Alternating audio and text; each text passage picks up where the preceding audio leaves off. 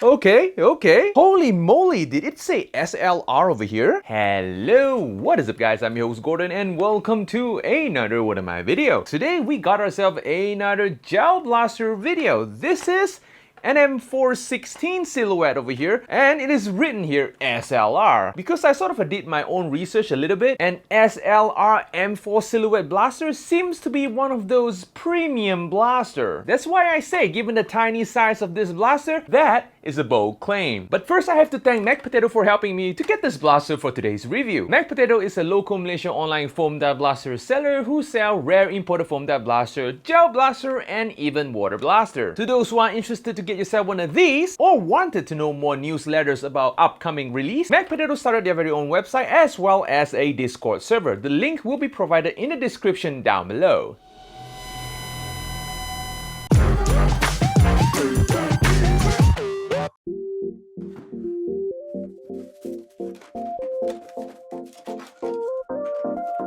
In the box, we got the receiver, the handguard, a fake scope, a buttstock, a drum mag, a normal mag, a fake long suppressor, a grip, a flash hider, a buffer tube, battery and charger, Picatinny rails, AFG grip, a sling, an iron sight, safety goggle, a bag of gels, and a manual. Let us first install the buffer tube. Fish the wire through the buffer tube, align the buffer tube with the receiver and twist it in place. Connect the battery, put the battery into the tube, and slide in the buttstock. Twist the handguard in place, push in the rails, friction fit either the orange muzzle or the fake suppressor, put on the scope, put on the iron sight, put in the magazine, and this is how the blaster looks like with everything installed.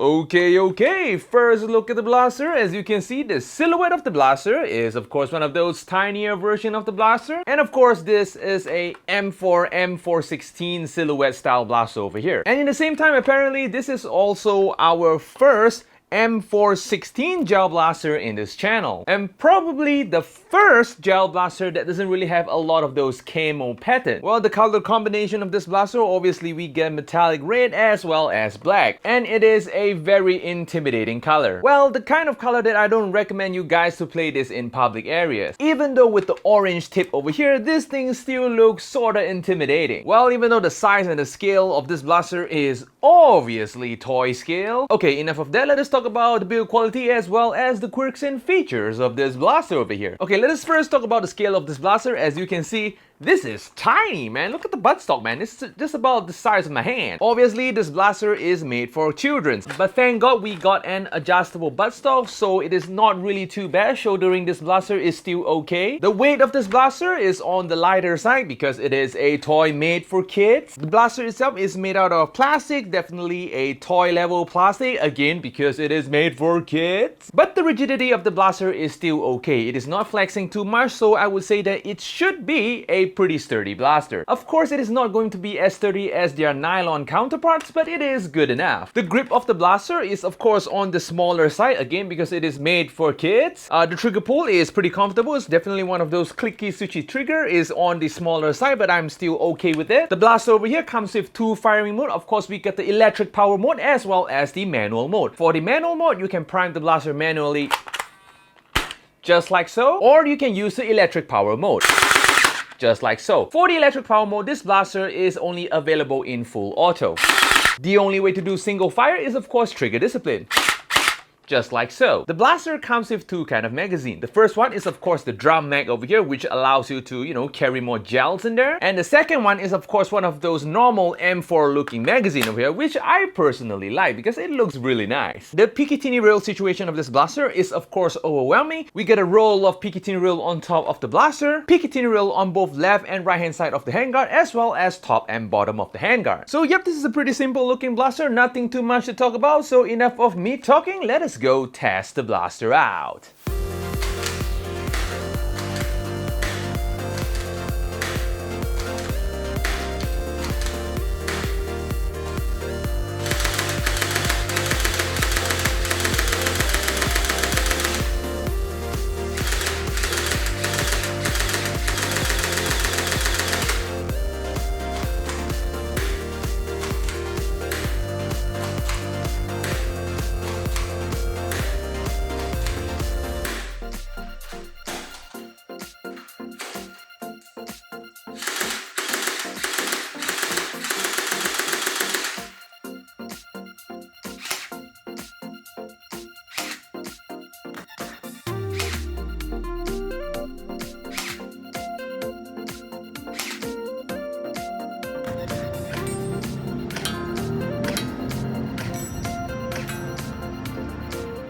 Okay, we are back. So the performance of the blaster, as expected for this kind of blaster, you are pretty much getting similar readings. The blaster over here can shoot from 131 FPS all the way to 136 FPS. Pretty standard these days for gel blasters. Well, at least for kids gel blasters. Maximum shooting range of this blaster from 8 meters to 10 meters, hitting a target is not a problem. The accuracy is actually not bad. Operating this blaster so far, I did not encounter any jams. Again, playing with this blaster, I will not use their included scope. I will just stick with the iron sight. At least it is quite reliable, I would say. Since this is an over 100 FPS gel blaster, always remember to wear yourself a safety goggle because you don't want to get hit in the eye or something like that. So yep, that's all for today guys. Like this video for the YouTube algorithm. Subscribe if you haven't already because more content is coming up soon. And of course, I'm going to see you in the next video.